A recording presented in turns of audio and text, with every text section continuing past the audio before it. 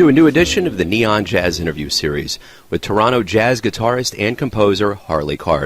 He just released a new 2018 CD called The Greatest Invention, and it's named after what Einstein called one of the greatest inventions ever, the bicycle, and Harley will explain. He grew up in Winnepeg and spent the summer of 2017 living in New York City to study privately with master guitarist Peter Bernstein. Along with his own groups, he is a member and co-composer of other Canadian bands. He's always busy, and he maintains a private teaching practice, providing instruction in guitar, theory, and composition.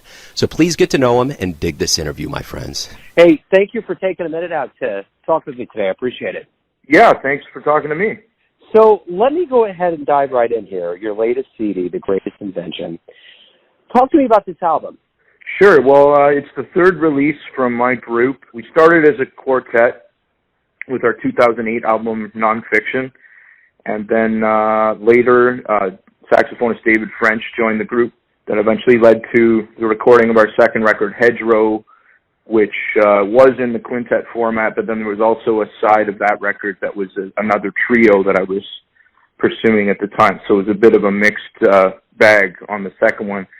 And then just the way that sort of the trajectory of the career was going, and like the quintet seemed to be supported. We were getting funding to tour, and presenters were inviting us to come play. So that just got me more involved with writing for the quintet. So this next record, the new record, The Greatest Invention, is really a reflection of that. It's a reflection of that focus on the quintet and writing for the quintet and doing a lot of playing with them in the last few years. So let me ask you this. What is The Greatest Invention?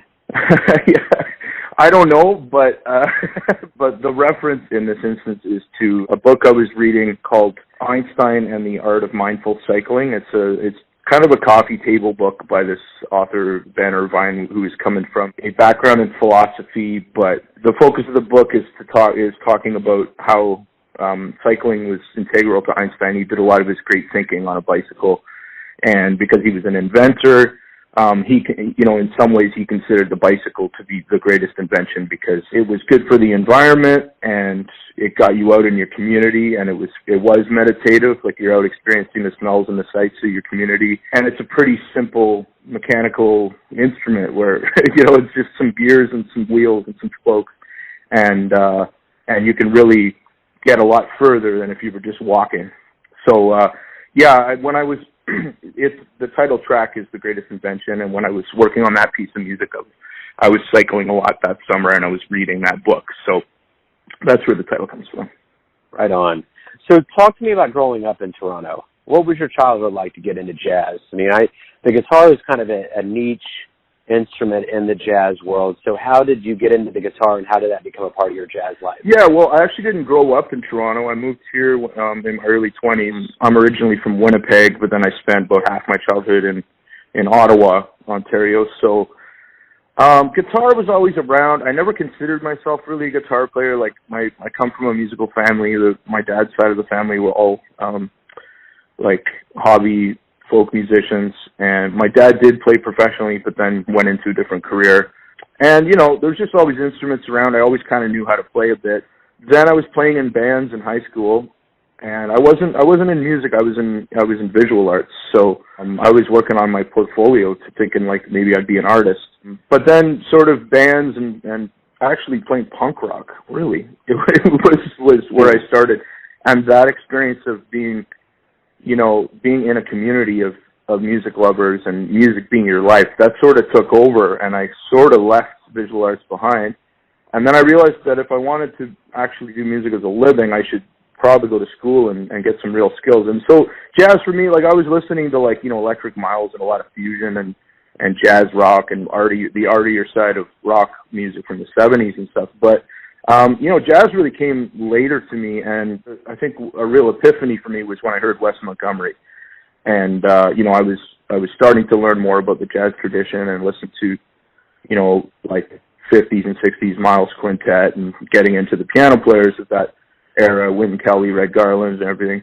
And then when I heard Wes play basically that style, but on the guitar, and then, he's such a, outstanding soloist, I think it really was like a light went off, and I was like, oh my goodness, I got to really get in there and delve into that music some more. So it's kind of it's been an interesting journey, but then, you know, once, and, you know, after being in Toronto, there's such a great scene here that, you know, really, yeah, like there's really a lot of opportunities for mentorship from older generations of players who actually played with a lot of the greats, a lot of the American greats. You know, it was very collaborative on the scene here in Toronto. It's not that far from New York, so there was always kind of a first-hand passing on of the music from, you know, the 60s till now or earlier. Yeah, so Toronto's a really great place to pursue jazz because there's a really big and great scene, and it's pretty welcoming for the most part. Everybody's pretty supportive of one another. Well, and the one thing, you did spend the summer of 2017 in New York studying with Peter Bernstein, and you had some time with Mike Moreno and Reza Basti. What was that like? What did you learn from them? At this point, it's like returning to ideas that you've been working on all along, and just sort of picking people's brain about that and what you're doing, and having a conversation about the various things you work on. So to be more specific, like, you know, Peter, our lessons, I think, you know, he's a true master, and I think depending on the student and depending on that particular time in the student's development, I think there'd be, you know, infinite amount of things that he would pick on to focus on. For me, this summer, it was, you know, we were just kind of getting deeper into playing from the melody, and it's like a really traditional idea that predates bebop or anything. It's just like, you know, have a really strong grounding in a song's melody and have that. And it doesn't matter whether you're playing standards or whether you're playing someone's original composition, or if you're playing something like that's not really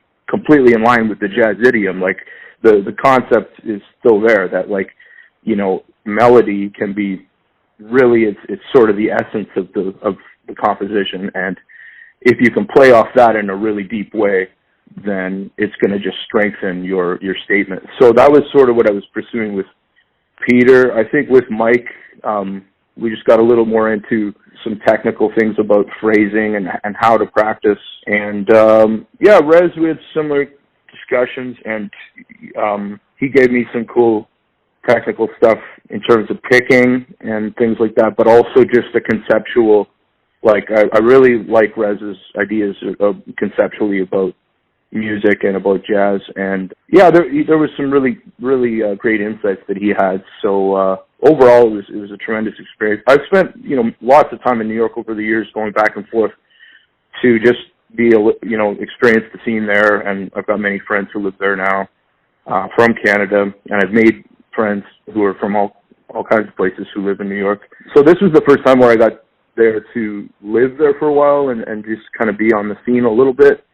But, you know, it's a long love affair going down to New York. So along with your own group, you've been a part of Hobson's Choice, God's Gift to Yoda, and Stop Time. So you're a pretty diversified guy. You get out and you have a lot going on. You know, every things tend to go in seasons, and projects tend to go in seasons. So you're working on something for a while the record is being mixed from this other project, and then that sort of carries over, and you do a tour with one group while another group isn't very active for one reason or another. Like, everybody's wearing many hats to sort of be able to do this. So, but yeah, no, I've been very lucky to be a part of what's been going on in Toronto, and you know, those groups you mentioned. I do feel that we're like, they all represent something pretty honest and, in a way, innovative that has come out of Toronto. Like, we're not just trying to follow suit and play music the way people before us have. Like, we're, you know, it's not really a conscious thing so much as it's just a necessity. That's just how this group of musicians, that's how we think about things. So it just sort of naturally lends itself to, like, some fresh ideas and some new angles on things. So I feel very lucky to have been a part of that and to continue to be a part of that. As an educator, you know, you've performed with a lot of people. What have you learned from the older jazz musicians that helped you in your teaching to younger jazz musicians? What do you want to give them? Yeah, that's a good question. I mean, all the lessons. You know, I think that you feel, and I know Peter talks about this. You know, and, well, a lot of people do. feeling that responsibility to sort of pass the torch. And yeah, I mean, everything from, you know, I believe that it's really important to learn a lot of tunes and to really know the standard repertoire, even if that's not going to be your career, even if you're going to be a composer or do something else or play free music. Like, I really think that, like, you get such a foundation for, like, there's so much musicianship contained within those great standard tunes that have been around. Like, if people are still playing I'll Remember April or, you know, All the Things You Are or something like that, I mean, it must be a pretty good song if people are still playing it today, right? So, so I think, like, you know, for me, that was a really important process of about 15 years of, like, really just studying all that repertoire and playing it regularly, and it's like, it is also, like, it provides a common ground for you to play with anybody. You know, you can go anywhere and play jazz if you know a lot of that repertoire, if you know how to really play it. So I think that's a big thing for me, and I remember when I was starting out, and that moment where I didn't need to bring my fake book to the jam anymore. Like, I knew enough tunes that I was like, okay, I can get through this session, and if I don't know one of the songs, then I'll just sit out and listen and try to learn it by ear. You know, like, and for me, that was such a huge thing because it really took all the music, like the rock music and stuff that I'd played before, and it really put this new music for me at the time in that camp where I'm like, I know this music. It isn't something I'm reading off a page, you know? Yeah, there'd be many, many things that I think I learned from my mentors that I would pass on. But if I could harp on one, that would be a big one. So what's one of the best live jazz shows you've ever seen? Oh, wow. Let me think. Yeah, that's a tough question. Even just this summer, like when friends of mine were saying, like, oh, any highlights, any shows you saw in New York that you like? And, like, I would kind of say, well, can you rephrase the question as to, like, can we focus on one venue? like maybe a better entry point to that question is, like, let's talk about some of the shows I've seen at the Village Vanguard. Just, like, narrow it down to one place. But, yeah, absolutely. It's, like, I mean, we were talking about Peter Bernstein. Seeing Peter play with Harold Mayburn and Jimmy Cobb at the Vanguard was pretty cool. I heard Chris Potter's group with David Varellis this summer playing at the Vanguard, and Mark Turner's group with Jason Palmer on trumpet. I also think back to, like, earlier, like, more formative experiences hearing jazz. Like, the first time I heard, it was a pretty life-changing thing the first time I heard Ben Monder play the guitar, and that was in Toronto. And I went in totally blind, not knowing anything about his music, and I sat in the front row, and it just really blew my mind, like, what this guy was doing musically and with the guitar. Definitely, I was thinking differently, like, from the day before that day and the day after. So, those are a few things I could mention. Cool. So why do you love jazz? I love all music, and I think that every genre has particular artists that sort of transcend the genre because they use just the raw materials of music, the elements of music, in a really creative way. And I think that's always happening.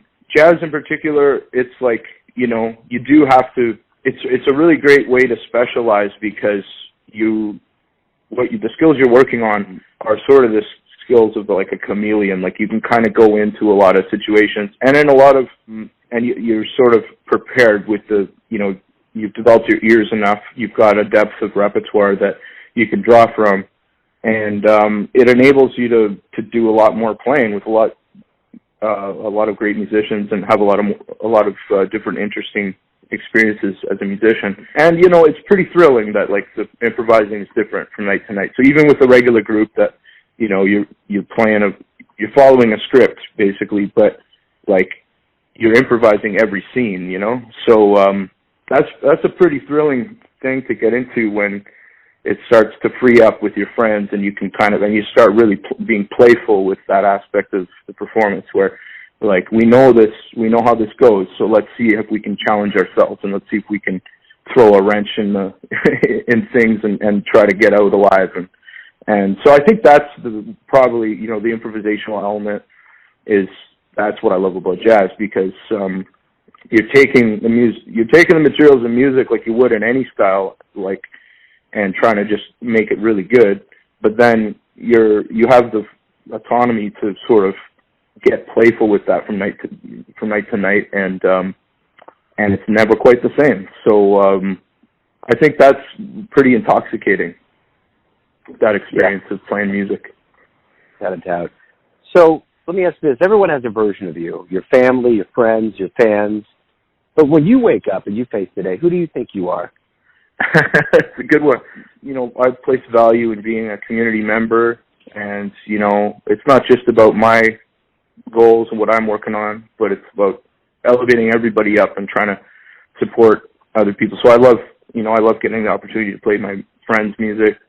I love getting the opportunity to be able to teach music. But yeah, I try to I think of myself as what I want to be, and that's an improviser and a songwriter and a composer, and I try to touch on those three subjects every day. And a friend to my friends and to my family. So I think that's how I would put it. Right on. That's perfect. That's a great way to wrap everything up. Harley, thank you for taking a minute out to talk about the new album and to talk about your life and music. I appreciate it. Yeah, thank you, Joe. I much appreciated the support. Thanks for listening and tuning in to yet another Neon Jazz interview, where we give you a bit of insight into the finest players in Toronto, New York, Kansas City, and spots all over the world, giving fans all that jazz. And thanks to Harley for his time and his music. If you want to hear more interviews, go to Famous Interviews with Joe Domino on the iTunes Store. Visit neonjazz at youtube.com. Or for everything Neon Jazz, go to the neonjazz.blogspot.com. Until next time, enjoy the jazz, my friends.